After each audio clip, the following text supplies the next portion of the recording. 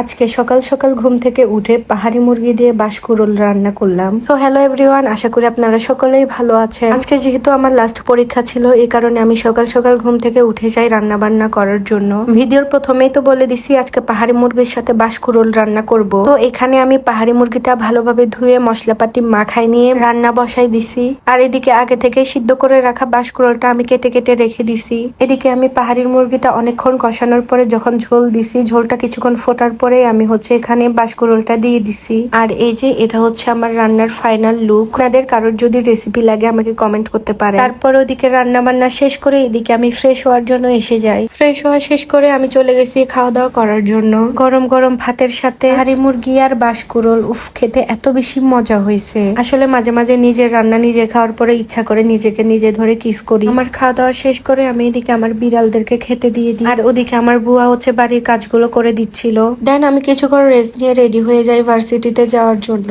Honestly বলতেছি যে পরিমাণ গরম পড়তেছে, একদমই বাসা থেকে বের হতে মন চায় না। তার উপরে আমার কয়েকদিন ধরে সর্দি কাশি লেগেই আছে, ভালো হওয়ার তো নামই নেয় না। আর সব থেকে বেশি প্যারা লাগে বাসা থেকে বের হওয়ার পরে বাসার সামনে সহজে রিক্সা পাওয়া যায় না। অনেকক্ষণ রিক্সার জন্য ওয়েট করার পরে রিক্সা পাই না, এটার কারণে একটু হেঁটে গেছিলাম সামনে যাওয়ার পরে একটা রিক্সা পেয়ে যাই। ভাইরে ভাই, বিশ্বাস করবেন না, যে পরিমাণ গরম পড়তেছিল আমার এত বিরক্ত লাগতেছিল। পরীক্ষা না থাকলে না আমি জীবনেও বাসা থেকে বের হতাম না। তারপরেও মনে মনে এটা ভেবে ভালো লাগতেছে আজকে লাস্ট পরীক্ষা, আজকের পর আর বের হতে হবে না এই গরমের রোদের মধ্যে। লাস্ট হচ্ছে 30 তারিখে ভার্সিটিতে প্রেজেন্টেশন আছে, প্রেজেন্টেশন দিয়ে আমি সোজা বাসায় চলে যাব। অনেকদিন বাবা মাকে দেখি না, বাবা মাকে অনেক বেশি মিস করতেছি। তো এই যে আজকে ভার্সিটিতে যাওয়ার পর আমার ফ্রেন্ড আমার সাথে দেখা করতে আসছে, কারণ আমি এক রুমে পরীক্ষা দিই, ও আর এক রুমে পরীক্ষা দেয়। পরে আমাদের পরীক্ষা শুরু হয়ে যায়। পরীক্ষা শেষ করে চলে গেছিলাম ক্যান্টিনে যাওয়ার পর আমি গরম গরম চা একটা নিয়ে নিই, সাথে সবজির রোল একটা। রোলটা খেতে একদমই বিচ্ছিরি ছিল। রোল খাওয়া শেষ করে একটা আরসি নিই, আরসিটা খেয়ে আমার অনেক বেশি ভালো লাগতেছিল।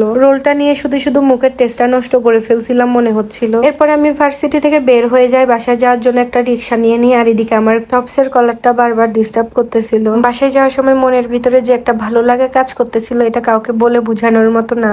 বাসায় আসার সময় আমাকে ডেলিভারি ম্যান কল দিছিল। ডেলিভারি ম্যানের থেকে পার্সেলটা রিসিভ করে আমি সোজা চলে গেছিলাম একটা দোকানের ভিতরে আইসক্রিম খাওয়ার জন্য। আচ্ছা, আপনারা কারা কারা এই ম্যাঙ্গো আইসক্রিমটা ট্রাই করছেন অবশ্যই কমেন্ট করে জানাবেন। এই আইসক্রিমটা খেতে আমার কাছে অনেক বেশি ভালো লাগে, মনে হয় যেন রিয়েল আইসক্রিম খাচ্ছি। আর এদিকে বাসায় আসার সময় এখানে 5টা আইসক্রিম, সাথে হচ্ছে যে 3টা স্পিড নিয়ে নিছি। এদিকে আমি সর্দি কাশির জ্বালায় বাঁচতেছি না, তারপরে এতগুলো ঠান্ডা নিছি। তো আমি যখন ভিডিও নিতেছিলাম তখন দেখি এখানে হচ্ছে ছোট একটা বিড়াল ছানা বাইকের উপরে বসে রাখছে, দেখে অনেক বেশি ভালো লাগছে। কারণ আমার বাসায়ও 3টা বিড়াল আছে, আপনারা তো জানেনই। যদিও এই বিড়ালটা মিক্স ব্রিড, কিন্তু অনেক বেশি কিউট ছিল সামনাসামনি। পরে আমি একটা রিক্সা নিয়ে নিই, সোজা চলে আসি বাসায় এসে ফ্রেশ হয়ে চুল বেঁধে এখানে আমি শুয়ে এসির বাতাস খাচ্ছিলাম। এমনিতেও সর্দি কাশি, তার উপর থাকে 24 ঘন্টা এসির নিচে। আমার বাসার ফ্যানটাও নষ্ট হয়ে গেছে, ঠিক করব করে ঠিকই করা হচ্ছে না। বাই দ্য ওয়ে গাইস, দেখতে দেখতে ভিডিওর লাস্ট পর্যায়ে এসে গেছি। আপনারা সবাই ভালো থাকবেন, সুস্থ থাকবেন।